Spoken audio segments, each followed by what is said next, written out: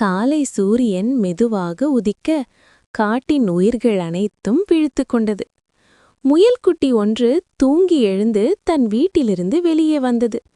இன்று புதிய இடம் ஒன்றை பார்க்க வேண்டும் என்று அந்த முயல்குட்டிக்கு தோன்றியது. அதற்காக முயல்குட்டி துள்ளி குதித்து காட்டு வழியாக பயணத்தைத் தொடங்கியது.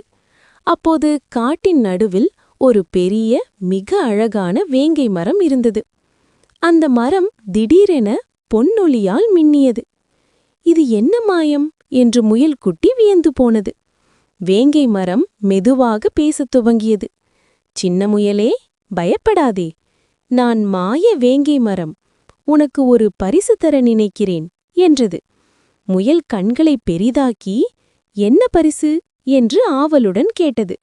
அதற்கு அந்த மாய மரம் ஒளிரும் ஒரு தங்கக்கனியை தந்தது. இந்த தங்கக்கனியை தொட்டால் அந்த நாள் முழுவதும் மகிழ்ச்சியாயிருக்கலாம் என்றது. முயல்குட்டி அப்படியா என்று அதை தொட்டு பார்த்தது. உடனே அது இன்ப வெள்ளத்தில் மிதந்தது.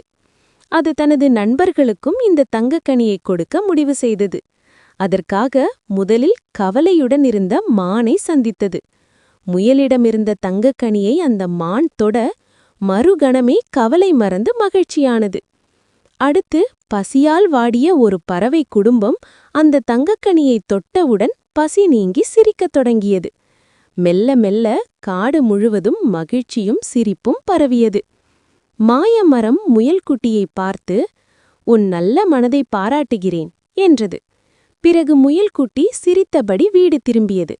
அன்றைய நாள் காடு முழுவதும் மகிழ்ச்சியுடையதாக ஆனது.